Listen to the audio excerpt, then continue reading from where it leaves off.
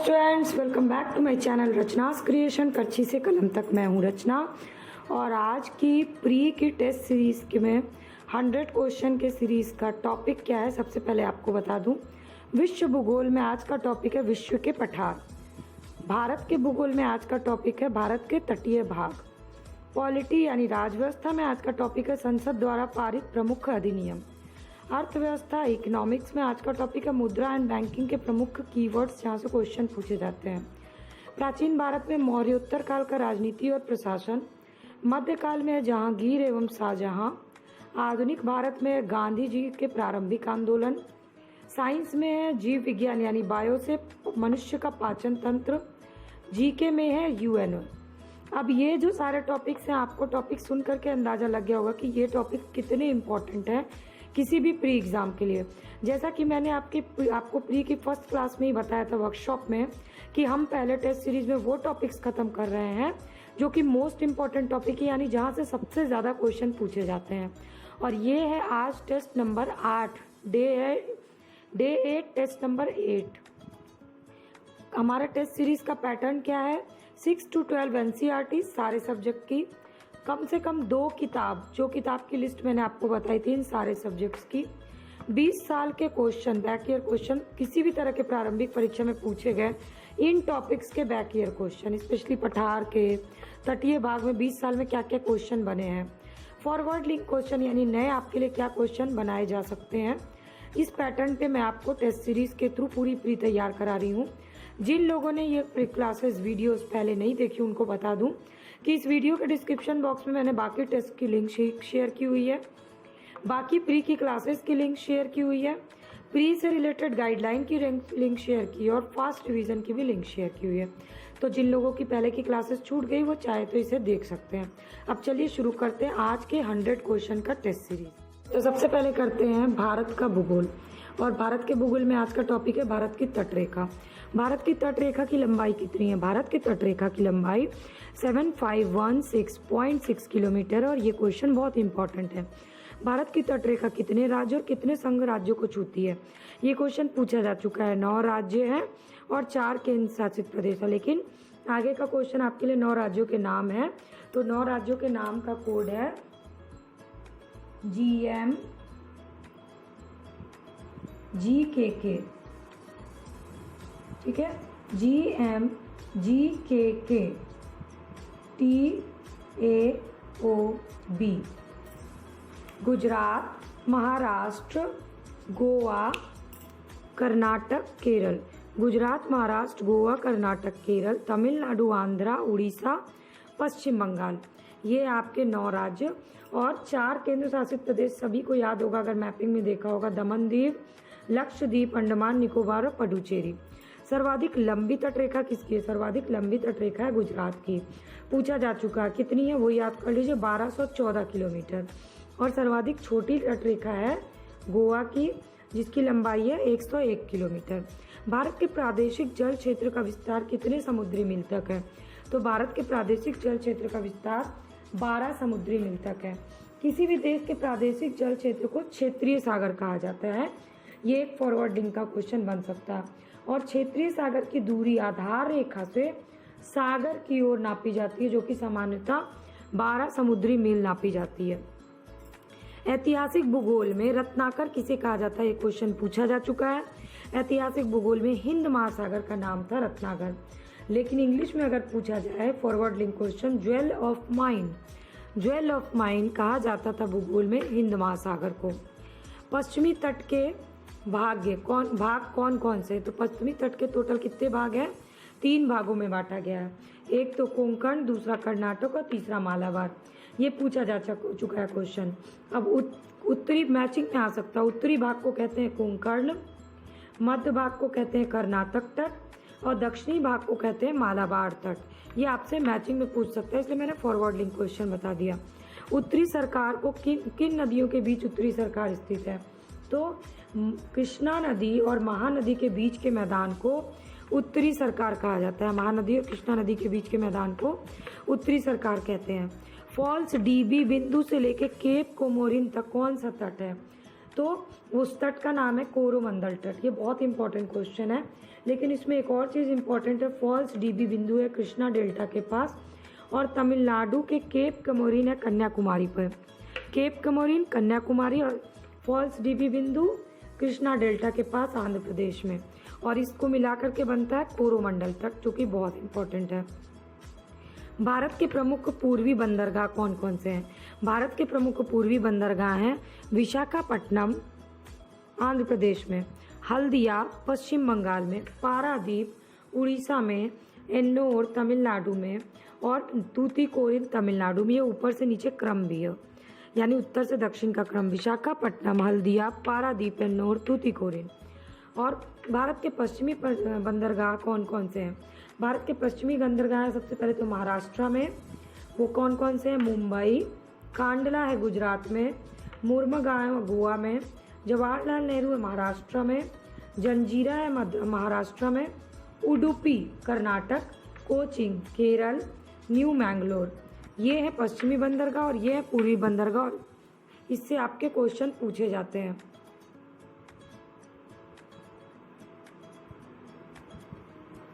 तो कौन कौन से हुए? पूर्वी बंदरगाह विशाखापट्टनम, हल्दिया, पारादीप, एन्नोर और तूतीकोरिन।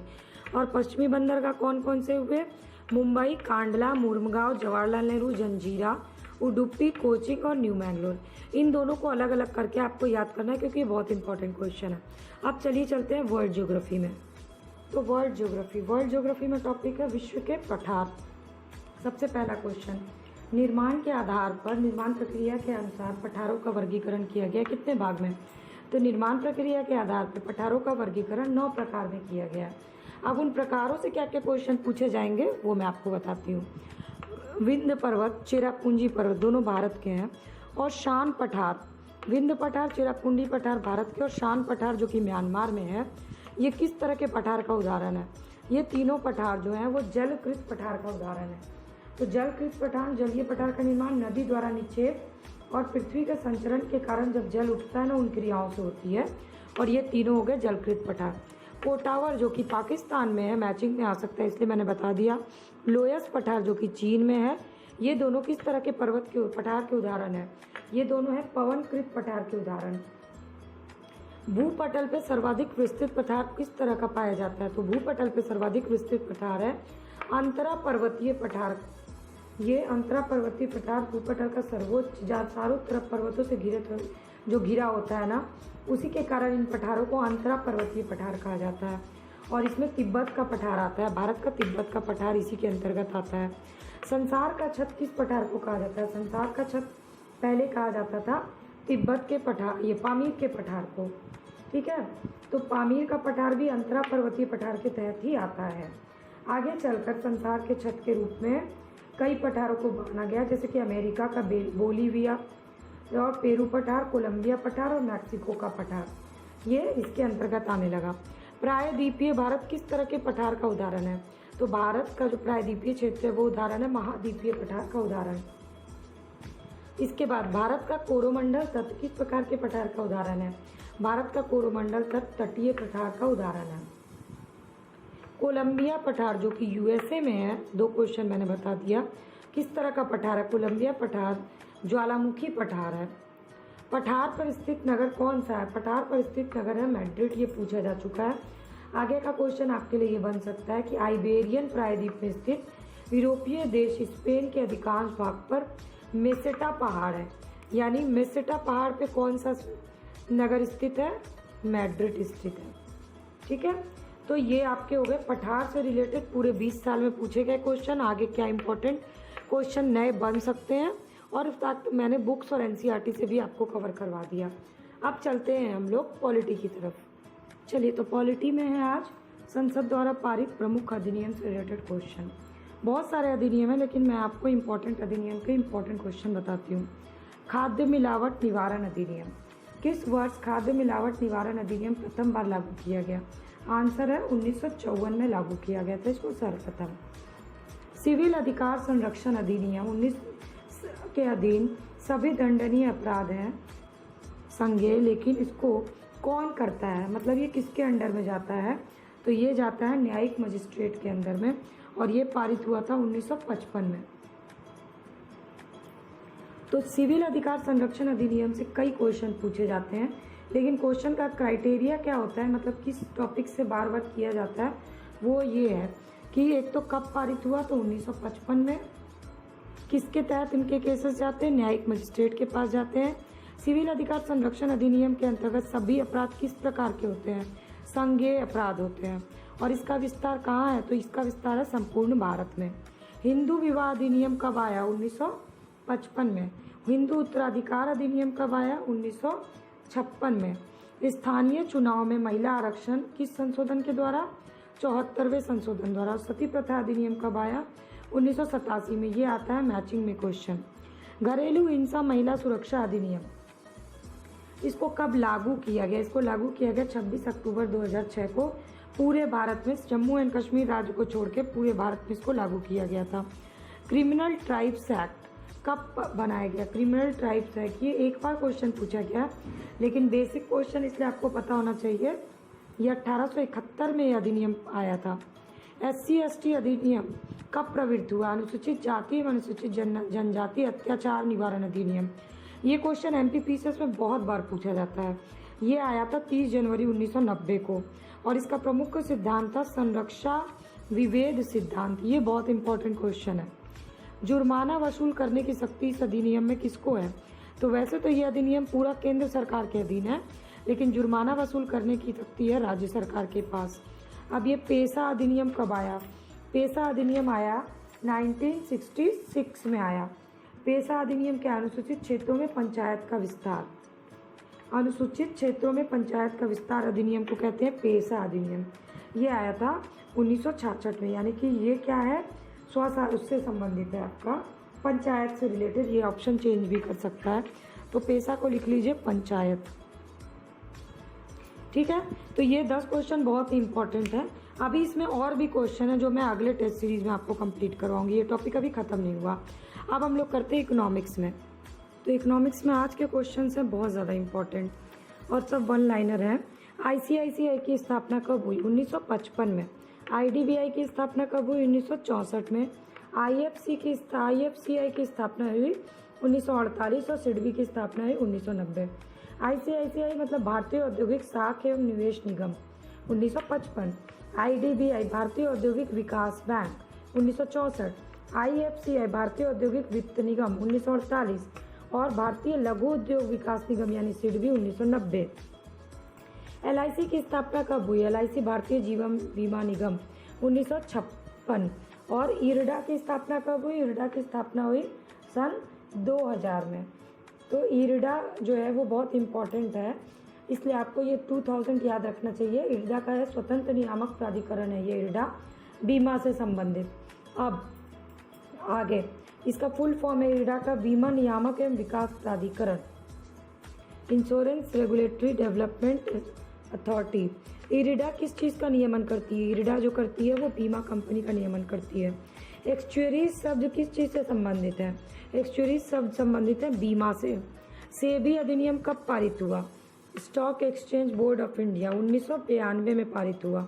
शेयर बाजार का नियंत्रण कौन सी संस्था करती है, शेयर बाजार का नियंत्रण करती है SEBI, जिसका मुख्यालय है मुंबई में। सबसे बड़ा म्यूचुअल फंड संगठन कौन सा है, सबसे बड़ा म्यूचुअल फंड संगठन है UTI, United trust of India, 1964 में इसकी स्थापना हुई। NSE national stock exchange of India का प्रवर्तक है SBI, LIC, GIC और इसमें IDBI को भी शामिल कर सकते हैं। ये सब शीर्ष वित्तीय संस्थाएं हैं जो इसमें काम करती हैं। निक्की क्या है, निक्की जो है वो टोक्यो स्टॉक एक्सचेंज का नाम है निक्की। दलाल स्ट्रीट जो कि मुंबई में स्थित है, बुल एंड बियर, ये सब शब्द किससे संबंधित है, ये सारे शब्द हैं शेयर मार्केट से संबंधित। अब एक और वीडियो होगी, ये टेस्ट होगी, जिसके बाद आपका मुद्रा एंड बैंकिंग का टॉपिक पूरी तरह से खत्म हो जाएगा और सबसे वास्ट टॉपिक आपका खत्म हो जाएगा। तो अभी तक हमने टोटल टेस्ट सीरीज के थ्रू 800 क्वेश्चन कर लिए हैं प्री के एग्ज़ाम के लिए। अब हम चलिए आगे बढ़ते हैं। चलिए, तो जीके में आज का टॉपिक है UNO, जो कि बहुत ही इंपॉर्टेंट टॉपिक है। UNO का नाम किसने दिया था, यूनाइटेड नेशन का नाम अमेरिका के तत्कालीन राष्ट्रपति फ्रैंकलिन डी रूजवेल्ट ने दिया था ये नाम। UNO की स्थापना कब हुई, UNO की स्थापना संयुक्त राष्ट्र संघ की स्थापना हुई 24 अक्टूबर 1945 को। यूएनओ के संस्थापक सदस्य देश टोटल कितने थे? 51 देश थे, लेकिन हस्ताक्षर जो है वो 50 देश ने किया था और 51वां संस्थापक देश बना था पोलैंड। यूएनओ का मुख्यालय कहाँ? यूएनओ का मुख्यालय है न्यूयॉर्क में, क्योंकि न्यूयॉर्क ने ही सबसे ज़्यादा ज़मीन दी थी। महासभा की प्रथम बैठक कहाँ आयोजित की गई थी? महासभा की प्रथम बैठक कब आयोजित की गई थी?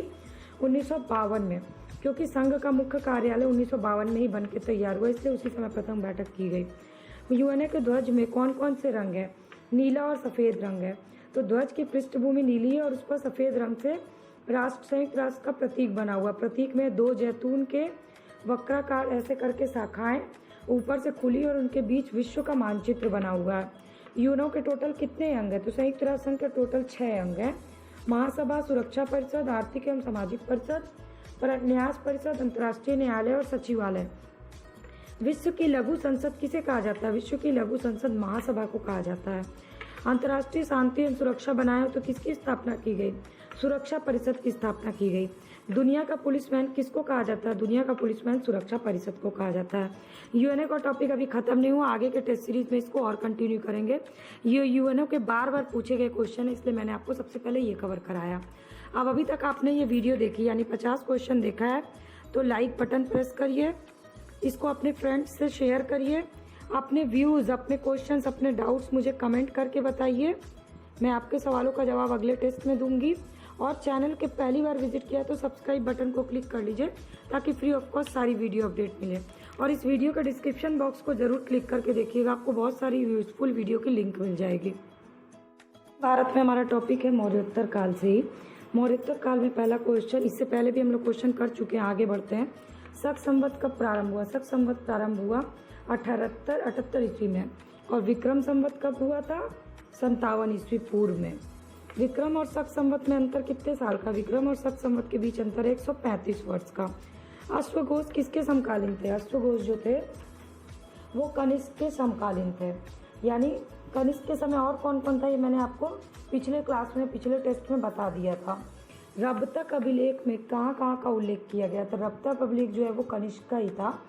ये इसमें उल्लेख है साकेत, कौशाम्बी, पाटलिपुत्र और चंपा का। इससे बहुत बार क्वेश्चन पूछा गया है रब्तक अभिलेख से। तो कनिष्क के शासनकाल का था और इसमें 4 जगहों का उल्लेख है, 4 जगह इंपॉर्टेंट है। फिर इसके बाद शुंग वंश के बाद कौन सा वंश आया? तो कर्ण वंश आया था शुंग वंश के बाद।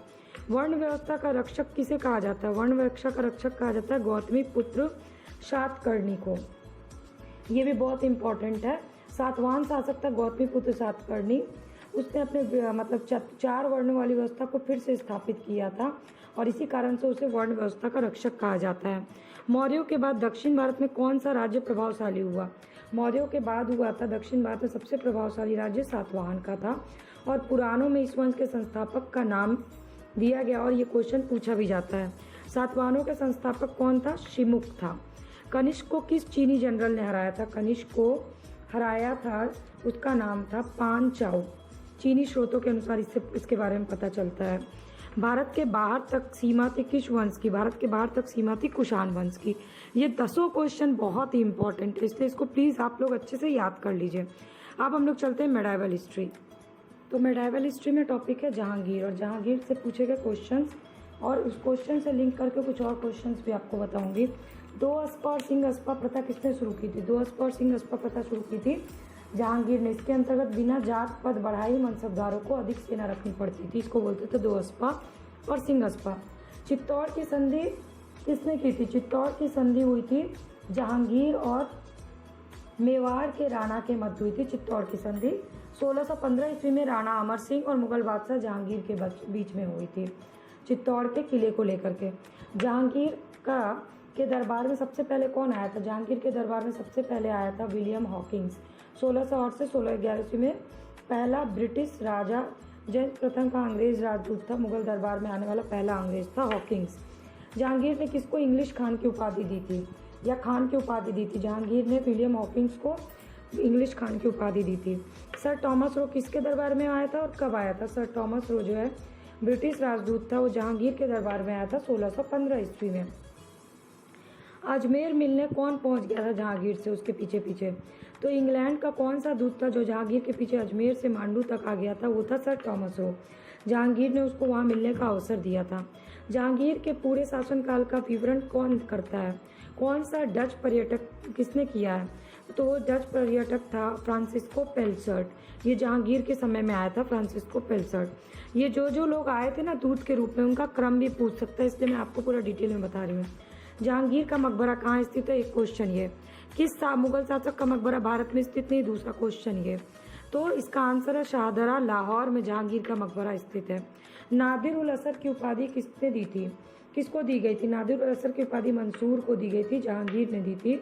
और ये एक चित्रकार था और जहांगीर जो है वो चित्रकला का प्रशंसक था, इसलिए ये क्वेश्चन से लिंक करके मैंने आपको 3 क्वेश्चन बता दिए। तो ये हो गया मेडावल हिस्ट्री में जहांगीर के बहुत ही इंपॉर्टेंट क्वेश्चन। अब चलते हैं महात्मा गांधी की ओर। तो गांधी जी टॉपिक शुरू करने से पहले मैं आपको बता दूं कि मैंने एक क्लास ली हुई है गांधी जी के 100 महत्वपूर्ण प्रश्न, गांधी जी से पूछे गए 100 महत्वपूर्ण प्रश्न। उसकी लिंक मैं डिस्क्रिप्शन बॉक्स में दे दूंगी, आप उसको ज़रूर देख लीजिएगा। उससे आपका बहुत ही अच्छे से गांधी जी से रिलेटेड सारे क्वेश्चन कवर हो जाएंगे और मैं टेस्ट में तो करवाऊंगी। सबसे पहले करमचंद गांधी जो कि गांधी जी के पिता थे, वो कहाँ के दीवान थे? तो वो दीवान थे पोरबंदर, राजकोट और बीकानेर के। दक्षिण अफ्रीका से गांधी जी की कौन सी पत्रिका निकली थी? दक्षिण अफ्रीका में रहने की अवधि में महात्मा गांधी ने निकाला था इंडियन ओपिनियन नाम की पत्रिका निकाली थी। अखबार था ये, गुजराती, हिंदी, तमिल और अंग्रेजी में प्रकाशित होती थी। फिनिक्स फॉर्म कहाँ पर है? फिनिक्स फॉर्म है डरबन में, यानी दक्षिण अफ्रीका में ही, और ये स्थापित हुआ था 1904 में, महात्मा गांधी ने किया था। तो ये पूछ चुका और आगे ये पूछ सकता है कब स्थापित हुआ था। गांधी जी किस चीज़ के समर्थक थे? तो महात्मा गांधी समर्थक थे दार्शनिक अराजकतावाद के, मतलब वो आदर्शवाद की बजाय इसके समर्थक थे। राम राज्य के युगल सिद्धांत गांधी जी के अनुसार कौन से थे? सत्य और अहिंसा थे गांधी जी के अनुसार राम राज्य के युगल सिद्धांत। अहिंसा का अर्थ गांधी जी के अनुसार क्या था? तो गांधी जी के अनुसार अहिंसा का अर्थ था सत्य प्राप्ति का रास्ता। ये सारे क्वेश्चन पूछे जा चुके हैं। सत्याग्रह में अंतिम स्थान गांधी जी ने किसको दिया था? तो गांधी जी की सत्याग्रह रणनीति में हड़ताल सबसे अंतिम स्थान पे था। गांधी जी ने हिंसा का क्रूरतम रूप किसे माना? गांधी जी ने कहा कि गरीबी का स्थायित्व हिंसा का क्रूरतम रूप है। दक्षिण अफ्रीका गांधी जी टोटल कितने वर्ष रहे? गांधी जी दक्षिण अफ्रीका में रहे 21 वर्ष तक, और गांधी जी 24 वर्ष की उम्र में 1893 में वहाँ पर मुकदमा लड़ने के लिए गए और 1915 में भारत आए। तो अगला क्वेश्चन है भारत कब वापस आए? तो 1915 में गांधी जी वापस आए। चलिए तो गांधी जी के आगे को क्वेश्चन देखते हैं। M.K. गांधी ने निम्नलिखित में से भारतीय राष्ट्रीय कांग्रेस के अधिवेशन में से किस एक में सबसे पहले भाग लिया? तो सबसे पहले भाग लिया था कलकत्ता अधिवेशन में, 1901 में भाग लिया था। साबरमती आश्रम की स्थापना किस नगर के बाहर की थी? साबरमती आश्रम की स्थापना की थी अहमदाबाद नगर के बाहर। अब इससे आगे एक और क्वेश्चन बन सकता है कि अहमदाबाद के निकट साबरमती के किनारे एक और आश्रम बनाया था, उसका नाम था सत्याग्रह आश्रम। गांधी के राजनीतिक गुरु कौन थे? गांधी के राजनीतिक गुरु थे गोपाल कृष्ण गोखले। सत्याग्रह शब्द को किसने गढ़ा था? सत्याग्रह शब्द को महात्मा गांधी ने गढ़ा था। गांधी जी के आंदोलनों का घटनाक्रम लगाना है, मतलब सबसे पहले से बाद। सबसे पहले आया चंपारण, उसके बाद आया अहमदाबाद मिल मालिक वाला आंदोलन, उसके बाद आया खेड़ा और उसके बाद आया असहयोग आंदोलन। चंपारण हुआ 1917 में, अहमदाबाद 1918 में फरवरी में, खेड़ा हुआ 1918 के मार्च में और असहयोग हुआ 1920 में। राष्ट्रपिता किसने कहा गांधी जी को? राष्ट्रपिता का नाम दिया सुभाष चंद्र बोस ने दिया था। इसके बाद गांधी जी के नाम में महात्मा कब जोड़ा गया? गांधी जी के नाम में महात्मा जोड़ा था चंपारण सत्याग्रह के सफल नेतृत्व में। गांधी जी के नाम के आगे महात्मा किसने जोड़ा था? तो रविन्द्रनाथ टैगोर ने जोड़ा था। नोआखली के समय गांधी जी के सचिव कौन थे? नोआखली के समय गांधी जी के सचिव थे प्यारे लाल जी। और गांधी जी के सबसे करीबी अंग्रेज मित्र कौन थे? तो सबसे करीबी अंग्रेज मित्र थे रेवरेंड चार्ली एंड्रूज। ये बहुत इंपॉर्टेंट क्वेश्चन, और अभी गांधी जी का क्वेश्चन खत्म नहीं हुआ है। आप चाहें तो वो वीडियो देख लीजिएगा 100 क्वेश्चन वाली, और उसके बाद जब इस टेस्ट सीरीज को देखिएगा तो आपका एक तरह से रिवीजन हो जाएगा। चलिए अब हम लोग लास्ट के 10 क्वेश्चन बचे हैं हमारा इसका साइंस का क्वेश्चन। चलिए तो साइंस के क्वेश्चन में है आज मनुष्य का पाचन तंत्र। पेप्सिन और रेनिन क्या है? पेप्सिन और रेनिन जो है वो एक तरह के एंजाइम है पाचन क्रिया में जो बनते हैं। पित्तरस कहाँ बनता है? शरीर के किस भाग में पित्तरस बनता है? लीवर या यकृत में पित्तरस बनता है। वसा को ग्लिसरीन में कौन सा बदलता है? वसा को ग्लिसरीन में बदलता है लाइपेज। ग्लूकोज का पाचन कहाँ होता है? ग्लूकोज सुक्रोज और फ्रुक्टोज में परिवर्तन होता है छोटी आंत में। आहार नाल का पहला भाग क्या है? मुख गुहा, यानी मुंह के थ्रू हम खाना डालते हैं मुंह में। इनामेल कहाँ पाया जाता है? इनामेल जो होता है दांत के ऊपरी हिस्से में पाया जाता है, उसको बोलते हैं इनामेल। लार ग्रंथि कितने प्रकार की होती है मनुष्य के मुंह में? मनुष्य के उसमें मुंह में लार ग्रंथि होती है टोटल 3 तरह की। भोजन जब रुधिर तक पहुंच जाता है तो उस क्रिया को क्या कहते हैं? भोजन जब रुधिर तक पहुंच जाता है तो उस क्रिया को कहते हैं अवशोषण। मृत आरबीसी को नष्ट पूरी तरह से क्या कौन करता है? कौन सा पार्ट? तो ये यकृत करता है, यानी कि लीवर करता है। मानव शरीर की सबसे बड़ी ग्रंथि कौन सा अंग है? मानव शरीर की सबसे बड़ी ग्रंथि है यकृत, यानी कि लीवर। तो ये हो गए साइंस के क्वेश्चन। अब अगर आपने पूरी वीडियो देखी है तो प्लीज़ लाइक ज़रूर करिएगा, कमेंट करके अपने क्वेश्चन, अपने डाउट और इस क्वेश्चन सीरीज, टेस्ट सीरीज़ के बारे में अपने व्यूज़ मुझे बताइएगा, आपको कैसा लग रहा है। और शेयर कर लीजिएगा इसको अपने फ्रेंड्स एंड फैमिली से। सब्सक्राइब करिएगा रोज़ की क्लास की अपडेट के लिए, और डिस्क्रिप्शन बॉक्स में ज़रूर देखिएगा सारी क्लासेस और सारी टेस्ट सीरीज़ को।